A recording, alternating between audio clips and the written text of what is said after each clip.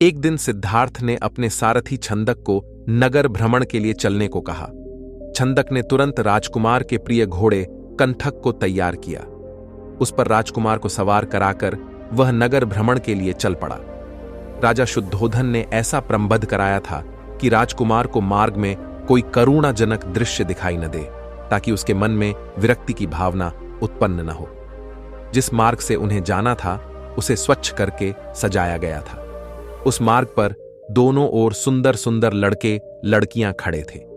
जब सिद्धार्थ उनके पास से गुजरते तो वे उन पर फूल बरसाते। कहीं दुख या कष्ट का नाम भी दिखाई नहीं दे रहा था। राजकुमार सिद्धार्थ भी उस समय प्रसन्न दिखाई दे रहे थे। एकाएक उनकी दृष्टि कहीं दूर उठ गई। एक झुकी हुई कमर वाला वृद्ध व्यक्ति उन्हीं की ओर चला आ रहा था। उसका मुंह झुर्रियों से भरा हुआ था, आंखें अंदर को ढंसी हुई थीं, हाथ पैर कांप रहे थे। वह लाठी का सहारा लेकर बड़ी मुश्किल से चल पा रहा था। जरा उधर देखो, छंदक सिद्धार्थ ने उस वृद्ध की ओर संकेत करते हुए कहा। उस आदमी की ओर जिसकी कमर झुकी हुई है। मुझे बताऊं कि उसे क्या हो गया है? वह इतना सुंदर क्यों है? वह ठीक से चल क्यों नहीं पा रहा? राजकुमार, छंदक ने उत्तर दिया, वह व्यक्ति बूढ़ा हो गया है। उसकी आयु अधिक हो गई है। अधिक आयु हो जाने पर व्यक्ति ऐसा ही हो जाता है। तो क्या आयु अधिक हो जाने पर मैं और यशोधरा भी ऐसे ही हो जाएंगे? सिद्धार्थ ने चिंतित स्वर में पूछा।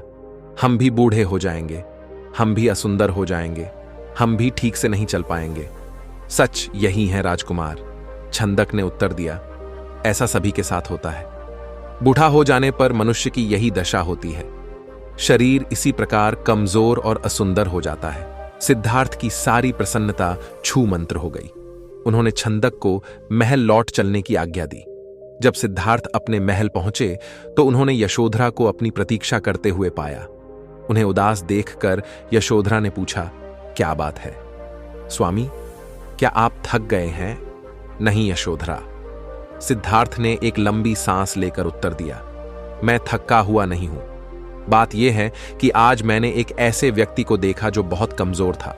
उसका पूरा शरीर कांप रहा था, उसकी आंखें झुकी हुई थीं और वह असुंदर हो गया था। छंदक कहता है, वह बूढ़ा हो चुका है। बूढ़ा हो जाने पर ऐसा ही होता है। यह देखकर मेरा मन उदास हो गया। इस प्रकार तो मेरी दशा भी आगे चलकर ऐसी ही हो जाएगी। आप व्यर्थ ही दुखी हो रहे हैं। यशोधरा ने कहा, छोड़िए इस बात को, आप अपने मनोरंजन कक्ष में जाइए। पिताजी ने आपके मनोरंजन के लिए खास नर्तकी और गायिका को बुलाया है। आप वहां जाकर मनोरंजन कीजिए, आपकी सारी उदासी दूर हो जाएगी। यशोधरा की बात मानकर सिद्धार्थ मनोरंजन कक्ष में चले गए। वहां नर्तकी और गायिका ने अपनी कला का भरपूर प्रदर्शन किया।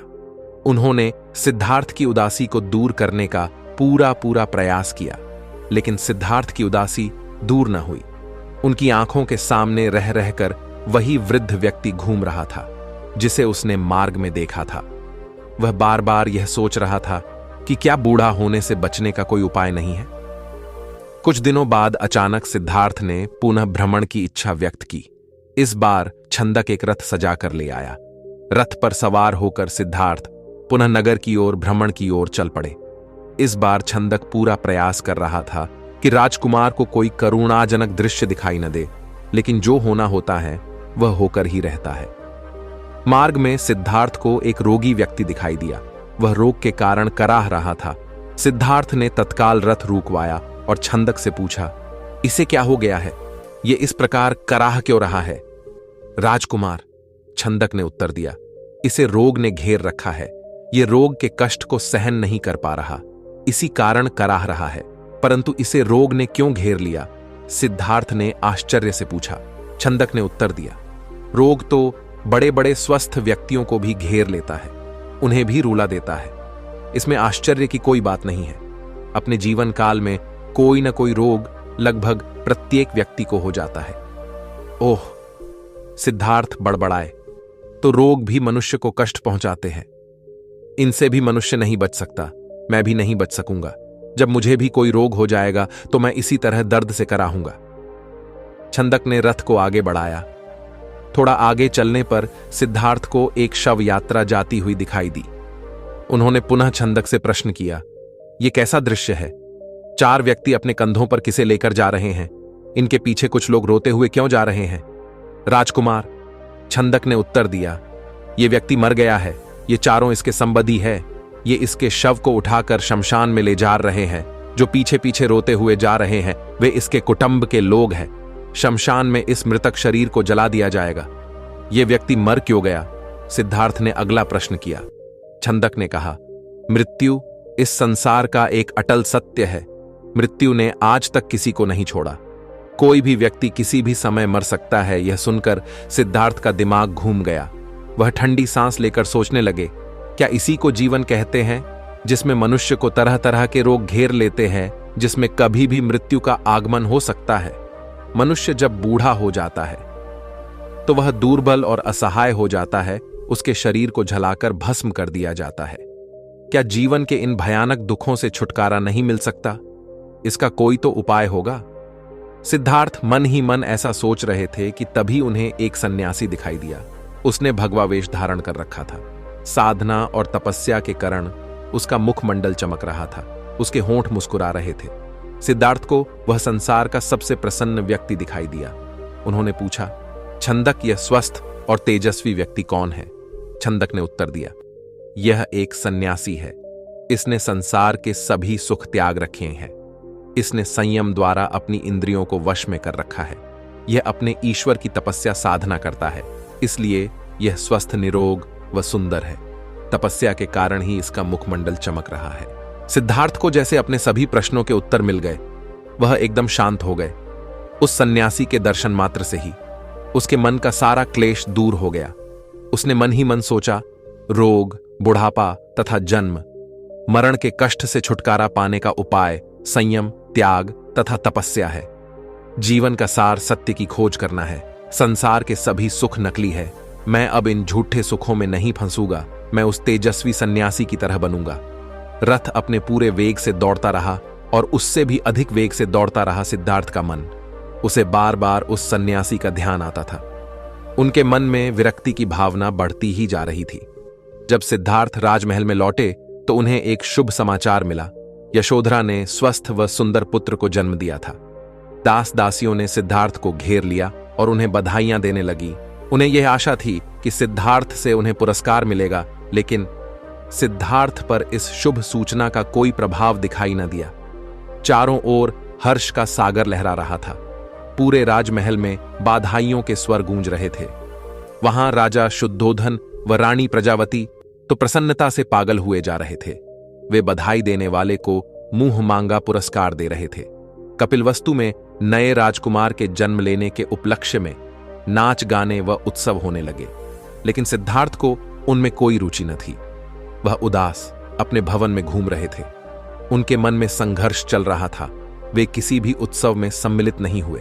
अपने नवजात पुत्र से भी मिलकर सिद्धार्थ को प्रसन्नता न हुई।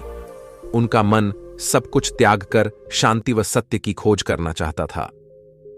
एक रात आषाढ़ की पूर्णिमा का चंद्रमा पृथ्वी पर अपनी शीतल चांदनी बिखेर रहा था। राजभवन में यशोधरा अपने पुत्र को छाती से लिपटाए सुख की निद्रा सो रही थी। दासियां भी अपना कार्य समाप्त करके गहरी निद्रा का आनंद ले रही थी। सिद्धार्थ अपने बिस्तर से एकाएक उठ खड़े हुए और भवन से बाहर चले गए। भवन से बाहर निकलकर वह सहसा ठिठके। उनके मन में एक बार यशोधरा व राहुल को देखने की इच्छा उत्पन्न हुई। वह वापस जाने के लिए मुड़े, परंतु जिस प्रकार कोई सर्प अपनी केंचुली का उतार कर उसकी ओर नहीं देखता, वैसे ही सिद्धार्थ ने भी अपने मोह को एक ही झटके से त्याग दिया। धीरे धीरे चलते हुए सिद्धार्थ वहां जा पहुंचे जहां उनका सारथी छंदक सो रहा था। सिद्धार्थ ने उसे जगाया। छंदक ने चौंक कर अपनी आंखें खोली व निकट बंधे कंठक घोड़े ने भी हिनहिनाकर सिद्धार्थ की ओर देखा। राजकुमार, छंदक ने नम्रता से आश्चर्य से कहा, आप और यहां, वह भी रात के इस समय? सब कुछ ठीक तो है ना? छंदक, सिद्धार्थ ने आदेश दिया, तुरंत रथ तैयार करो। मैं इसी समय राजभवन से बाहर जाना चाहता हूं। छंदक ने ध्यानपूर्वक सिद्धार्थ की ओर देखा। वह कुछ पूछना चाहता था, परंतु पूछने का साहस न कर सका। रथ को तैयार करके वह सिद्धार्थ के निकट ले आया। सिद्धार्थ रथ पर सवार हुए तथा छंदक को नगर से बाहर वन की ओर चलने के लिए कहा। चारों ओर गहरा अंधकार था। वहां सन्नाटा छाया हुआ था। जंगली जीव जंतुओं की आवाजें कभी कभी सन्नाटे को भंग कर देती। वातावरण बहुत डरावना हो जाता। घने जंगल के निकट सिद्धार्थ ने छंदक को रथ रोकने का आदेश दिया। रथ रुकते ही सिद्धार्थ नीचे उतर आए। सामने ही यमुना नदी अपने पूरे वेग से बह रही थी। उस समय वे अनुप्रिय नामक स्थान के निकट खड़े थे। सिद्धार्थ ने अपनी राजसी वेशभूषा उतार दी। साथ ही उन्होंने एक एक करके अपने आभूषण भी उतार दिए। अपने वस्त्र व आभूषण उन्होंने छंदक को दे दिए तथा लौट जाने का आदेश दिया। छंदक सिद्धार्थ के पैरों में गिरकर फुट फुट कर रोने लगा। वह हाथ जोड़कर कहने लगा, ये आप क्या कर रहे हैं राजकुमार? जब आपके माताजी पिताजी को आपके सन्यासी बन जाने की बात का पता चलेगा तो उन पर दुखों का पहाड़ टूट पड़ेगा। रानी यशोधरा पर क्या बीतेगी? आप अपना निर्णय बदल लीजिए, मेरे साथ राजमहल लौट चलिए। नहीं छंदक, सिद्धार्थ ने सुंदर व सुगंधित बालों को काट कर कहा, मैं अब नहीं लौटूंगा। मैंने सोच विचार करके ही यह निर्णय लिया है। मैं सत्य व ज्ञान का मार्ग खोजना चाहता हूं जिससे मानव शांति पा सके। तुम आंसू पोंछ लो और राजभवन लौट जाओ। छंदक को सिद्धार्थ की आज्ञा का पालन करना पड़ा। उसने सिद्धार्थ के चरण स्पर्श किए, उनके कीमती वस्त्रों व आभूषणों को रथ में रखा और कपिलवस्तु की ओर चल पड़ा। जिस समय छंदक राजभवन में लौटा, सुबह का प्रकाश चारों ओर फैल चुका था। राजा शुद्धोधन बाग में भ्रमण कर रहे थे। जब उन्होंने सिद्धार्थ का खाली रथ देखा तो उनके माथे पर बल पड़ गए। उन्होंने क्रोध से छंद की ओर देखा और पूछा, तुम बिना बताएं सिद्धार्थ का कहां ले गए थे? वह इस समय कहां है? छंदक ने रोते हुए वह पूरी बात बता दी। फिर रथ से सिद्धार्थ के कीमती वस्त्र व आभूषण लाकर उन्हें सौंप दिए। शुद्धोधन उन वस्त्र आभूषणों को छाती से लिपटाकर फूट फूट कर रोने लगे। उन्होंने कहा, विद्वान पंडितों व ज्योतिषियों की भविष्यवाणी आज सच हो गई। मेरा बेटा संसार के सभी सुखों को ठुकराकर सन्यासी बनने चला गया। रानी प्रजावती को जब इस बात की सूचना मिली तो वह पछाड़ खाकर गिर पड़ी। जब यशोधरा तो पता चला तो वह भी इस बात को सहन न कर सकी। वह विलाप करने लगी, हैं स्वामी, तुम बिना कहे ही घर छोड़कर चले गए मुझसे, कम से कम एक बार मिल तो लेते। क्या मैं इस योग्य भी नहीं थी? क्या तुम्हें अपने छोटे से पुत्र का भी ध्यान नहीं आया? कम से कम उससे तो मिलकर जाते। इसके बाद यशोधरा ने भी राजसी वेशभूषा उतार फेंकी। केवल सुहाग चिन्हों को छोड़कर उसने सभी आभूषणों का त्याग कर दिया।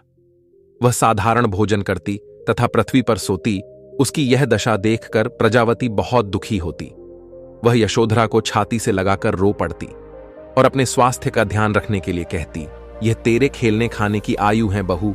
वे यशोधरा से कहती, परंतु तूने तो सिद्धार्थ की तरह ही संसार के सभी सुख छोड़ दिए। क्या यह ठीक है? इस तरह रहने से क्या तुम बीमार नहीं पड़ जाओगी? तब राहुल की देखभाल कौन करेगा? माताजी, यशोधरा उत्तर देती, मेरे पति अब सन्यासी बन चुके हैं। वे पृथ्वी पर शयन करेंगे तथा जंगली फूल फलों का भोजन करेंगे। ऐसे में भला राजभवन में सुख के साथ कैसे रह सकती हूं? आप कृपया दुखी न हो। राहुल में ही इसके पिताजी की छवि को देखें, इससे आपको शांति मिलेगी। प्रजावती राहुल को छाती से लिपटाकर रो पड़ी। सिद्धार्थ के चले जाने के बाद कपिलवस्तु का हर व्यक्ति उदास हो गया।